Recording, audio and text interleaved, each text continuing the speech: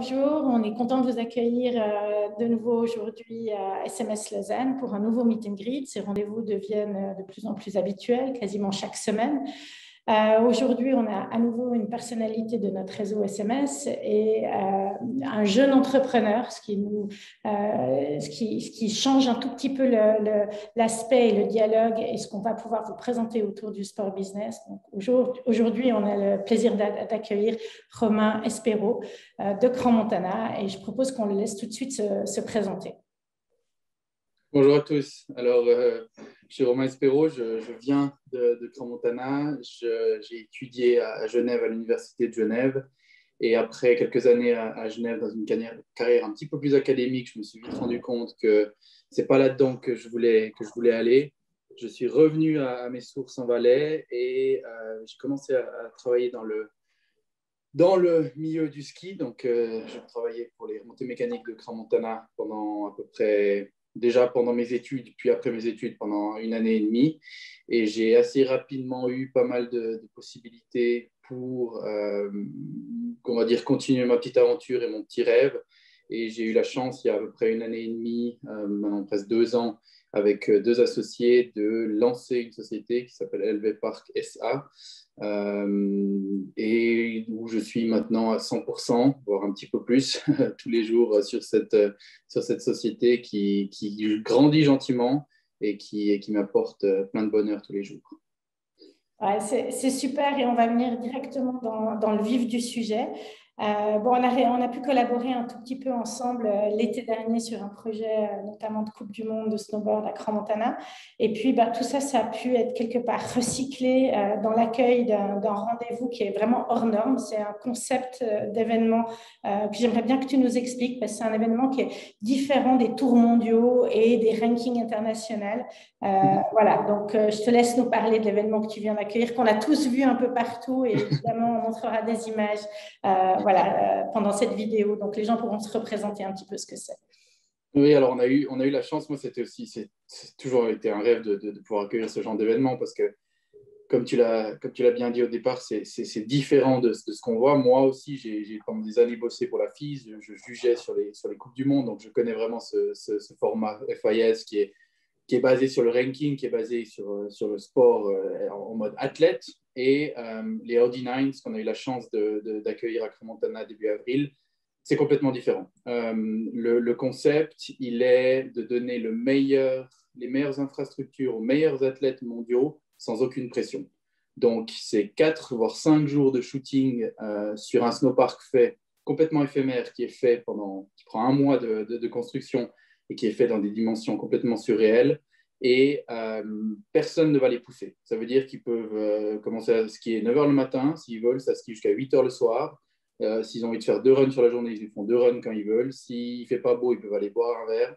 Il n'y a aucune pression. Le but est de leur donner les possibilités d'exprimer leur meilleur. Et c'est souvent ce qui arrive, puisque on voit beaucoup de nouvelles figures, on voit que le sport évolue sur ce genre d'événement. Et ça, c'est le côté vraiment plus, on va dire, sportif. À côté de ça, l'événement, c'est un énorme coup de communication. Il a un presenting sponsor qui a déjà beaucoup de poids, qui est Audi. C'est financé 100% par les sponsors. Il n'y a pas d'association nationale telle que Swisski derrière un événement pareil. Et il est juste à but de création de contenu. Et comme tu l'as bien dit, je pense que les gens ont pu voir sur les réseaux sociaux ces dernières semaines, c'est vraiment matelé. On va recevoir le rapport média dans à peu près 2 semaines, mais les premiers chiffres que j'ai vus, c'est pas loin de 500 millions de contacts faits sur les 2 premières semaines. Donc, c'est des chiffres vraiment, vraiment astronomiques. Et surtout aussi à travers les partenaires qui sont sur cet événement, des Monster Energy, des GoPro qui ont des comptes sur les réseaux sociaux avec des dizaines de millions de personnes qui les suivent, aident à relier tout ça. Et eux, dans la politique, et c'est marrant qu'on puisse en discuter, Valérie, parce que c'était notre grand problème de notre projet de Coupe du Monde. La politique est complètement différente que la FIS, par exemple. Eux, le but, c'est que le plus de personnes reprennent leurs images et les repartagent. Il n'y a pas de « est-ce que j'ose ?» C'est « allez-y ». c'est un Dropbox, c'est allez-y, partagez, envoyez tout ce que vous voulez. Alors que sur des compétitions un peu plus formelles, telles que les circuits Coupe du Monde, autant en alpin qu'en freestyle, il y a des droits TV, il y a même des droits pour faire un petit recap sur les réseaux sociaux. C'est très, très, très, très structuré. Alors qu'un événement comme ça, le but, c'est vraiment tous ceux qui veulent du contenu, allez-y, partagez, il faut que ça sorte, il faut que tout le monde le voie. Et c'était très, très, très intéressant de voir la manière dont ils travaillent, parce que c'est différent de ce que je connaissais, on va dire, dans le tour un peu plus compétition. C'est clair, c'est un petit peu ce qu'on avait avant dans les sports d'action, avant que voilà, ce soit repris de manière un petit peu plus officielle par la FIS. Moi, je connais peu cet événement. En fait, j'ai envie de te poser une question. Est-ce que cet événement est né d'un organisateur, de quelqu'un qui avait une vision de quelque chose d'extraordinaire, ou c'est né par des sponsors, des marques qui ont imaginé ce concept un petit peu hors norme qui permet tout ce contenu? Non, alors c'est né, le fondateur il s'appelle Nico Zasek, c'était un skieur professionnel qui en 2008, d'après ce qu'il m'a expliqué, a eu la chance d'avoir un de ses sponsors personnels à l'époque qui lui a dit, voilà, j'ai un petit peu de budget en fin de saison, est-ce que tu aimerais faire un événement?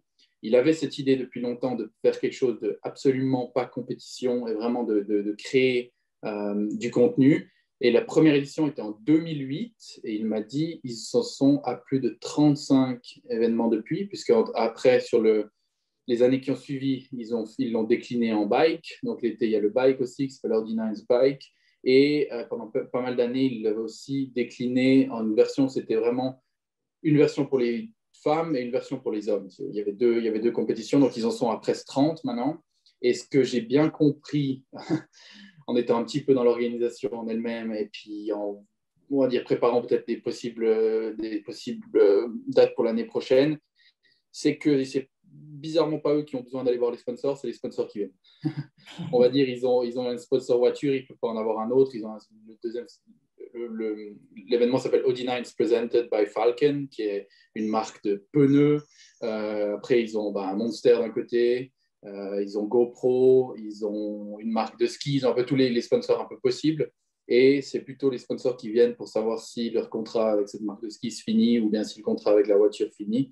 Et ça, c'est assez impressionnant pour dire que moi, j'ai l'impression que quand j'organise des événements, c'est plutôt moi qui vais gentiment leur demander s'ils sont intéressés par mon C'est clair. événement. C'est clair. Et ce qui est bien de voir aussi, c'est que par exemple, pour une marque comme Audi, eh ben, ça fait partie d'un concept et d'une démarche sponsoring globale. Ils sont sponsors de la FIS, donc la FIS, la Fédération internationale de ski, qui s'occupe d'organiser la Coupe du monde de ski, mais aussi de snowboard, de ski nordique, etc. Il n'y a pas qu'une discipline à la FIS. Audi, en tout cas, est sur le ski alpin et est aussi sur le snowboard et le free ski, sauf erreur. Et puis, j'étais encore ce week-end dans une grande station. Je crois que dans toutes les grandes stations, ils sont quasiment omniprésents de manière publicitaire. Et ce qui est vraiment intéressant, c'est de voir qu'ils ont un concept global sur l'hiver, forcément avec leur modèle Audi Quattro, etc. C'est complètement logique et en synergie de sponsoriser du sport d'hiver à la montagne. Et puis, ça fait partie tout à fait des axes pédagogiques que l'on a chez SMS Lausanne, d'enseigner aussi bien l'événementiel et le sponsoring, donc de comprendre comment, en tant que marque, on peut se lier avec des sports, mais évidemment, tout ce qui est marketing et communication qui va avec. Et puis, je dirais que plus loin, il y a aussi tout ce qui est innovation et créativité, parce que quand on voit ce que vous avez construit à Crans-Montana, clairement, vos shapers, les gens qui sont à l'origine de ce parc et de ces structures, d'une part, ils doivent comprendre comment on glisse, comment on s'envole, comment on atterrit, mais d'autre part, ils doivent faire un concept global visuel et c'est vraiment intéressant. On est vraiment à la croisée de nos métiers, je dirais, qui sont aussi bien créatifs qu'organisationnels de l'autre côté et planification. Peut-être pour sortir un petit peu de ce que tu fais à Crans-Montana, je crois que tu as dit que c'était un rêve de créer ta propre entreprise, tu as pu le faire, ça nous montre qu'avec le sport business, on peut aussi rêver un petit peu plus loin que de travailler pour quelqu'un. Comment ça s'est passé, la création de ton entreprise? Alors, ce qui est déjà un peu atypique, c'est ça n'a pas commencé en Suisse. Moi, j'ai eu la chance je connaissais quelqu'un vaguement de connaissances qui avait lancé une école de ski en Chine. Et cette personne commençait on va dire ça, son école de ski grandissait, il y passait tous les hivers. Et de fil en aiguille, on s'est un peu rapproché et on s'est rendu compte qu'il y avait bien plus de demandes dans les stations chinoises que de donner des cours de ski. Lui était bien implanté dans quelques stations sur la région de Chongli, qui est donc la région où il y aura les Jeux Olympiques l'année prochaine. Et on a eu quelques demandes pour les aider dans de l'infrastructure, on va dire. Donc, il y avait du snowpark, des pistes de bike, des chemins pédestres, un peu tout ce qu'on imagine qu'il faut avoir dans une station de ski, autant en hiver qu'en été. Et c'est là où je suis un peu rentré dans la chose, où je l'ai aidé. On a lancé un premier projet pour un snowpark dans une station qui s'appelle Taiwu, où on a vraiment fait ça. Je crois qu'on a monté ça en 2 mois. Et on est parti là-bas avec une équipe de shapers. Et en fait, ça a très, très bien marché. Ils étaient très contents de notre travail. Nous aussi, notre modèle marchait bien. On amenait les ressources depuis la Suisse, des gens qui étaient compétents. On construisait et on laissait quelques personnes pour la saison, mais on bossait aussi pas mal avec des Chinois. Donc, tout ça fait que ça jouait. On l'a fait 2 ans. On a eu pas mal de possibilités de le faire dans d'autres stations aussi. Puis après, moi, je me suis dit, mais pourquoi ça ne pourrait pas marcher en Europe? Alors, il y en avait déjà beaucoup des boîtes de shape, mais moi, j'ai envie de dire qu'on est bien plus qu'une boîte de shape parce qu'on s'occupe de tous les aspects, de toutes ces zones un peu fun des stations de ski, autant en hiver qu'en été. Ça veut dire qu'on va s'occuper de l'événementiel, on va promouvoir l'infrastructure, on s'occupe de tout ce qui est marketing, création de contenu, gestion des réseaux sociaux aussi, sur toutes les infrastructures où on travaille.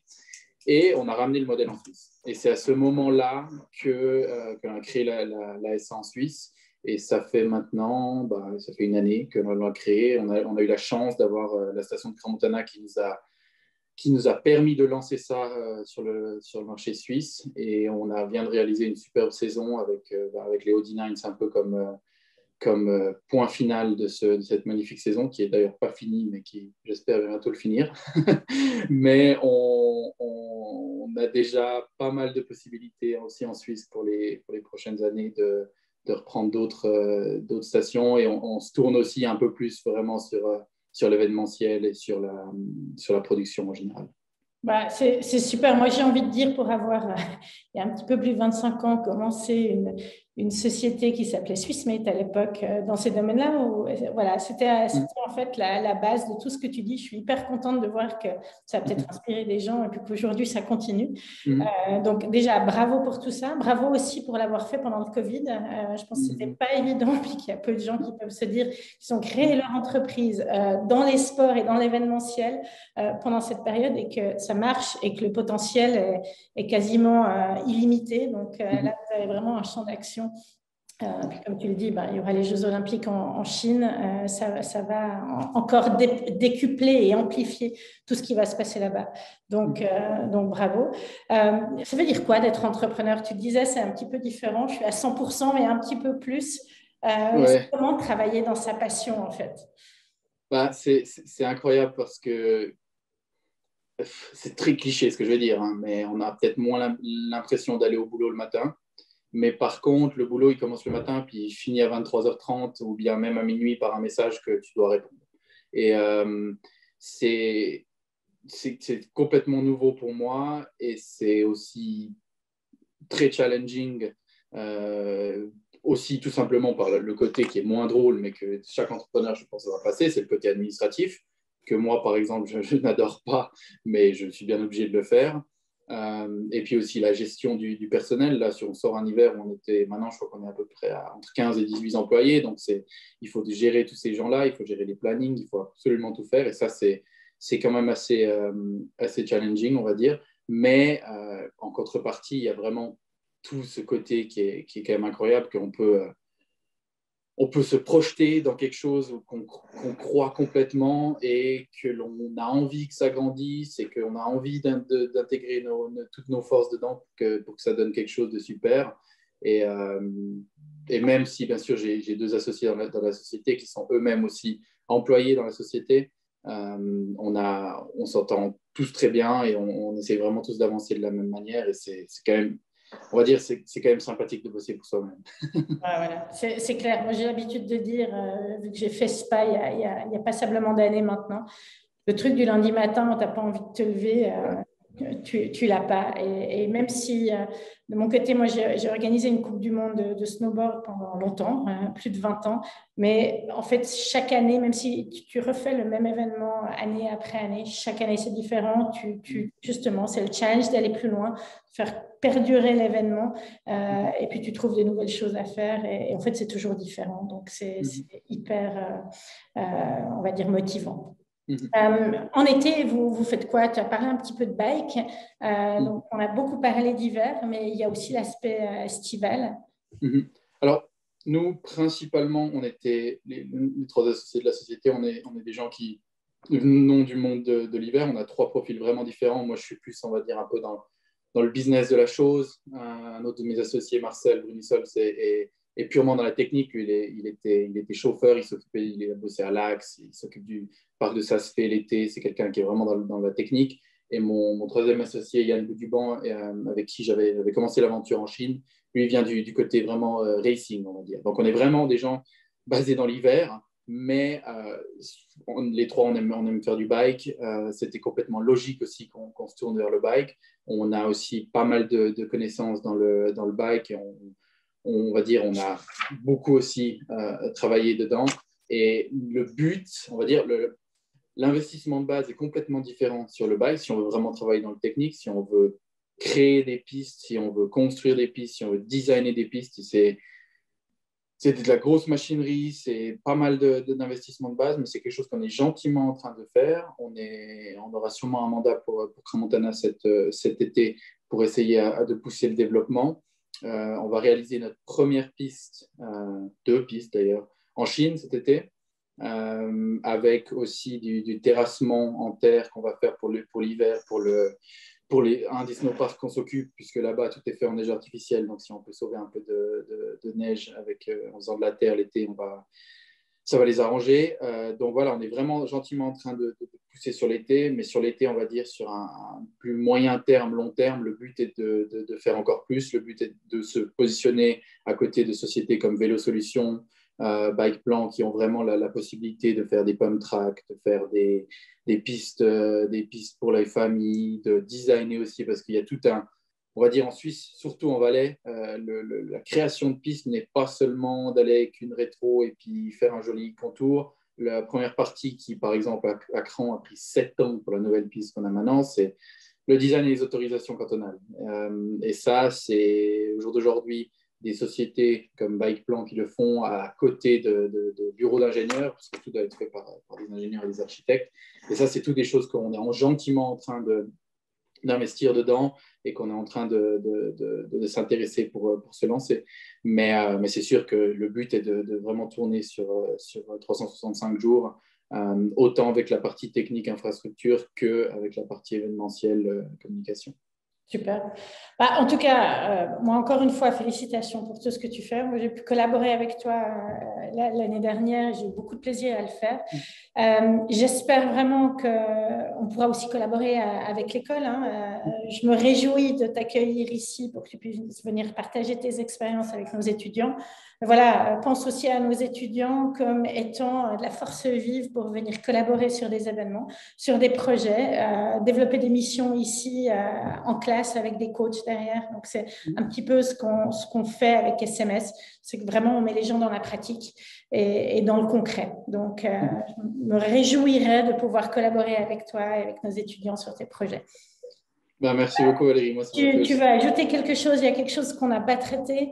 Non. Je voulais juste te dire merci. En tout cas, ça fait plaisir aussi de voir que tu es à SMS. Ça a l'air. J'ai fait un tour du site internet hier et avant-hier et ça a l'air vraiment super intéressant. Et je pense que 6 mois, on va dire, moi, j'ai arrêté ma carrière académique après un bachelor parce que j'avais absolument rien qui m'attirait sur des masters à l'université ou d'autres hautes écoles. Et je pense que si j'avais peut-être vu ce que vous aviez à proposer, j'aurais peut-être réfléchi 2 fois. Donc, bravo. Et puis, je me réjouis de pouvoir venir, en tout cas. Je te remercie. Et nous aussi, on se réjouit. Merci beaucoup. Merci.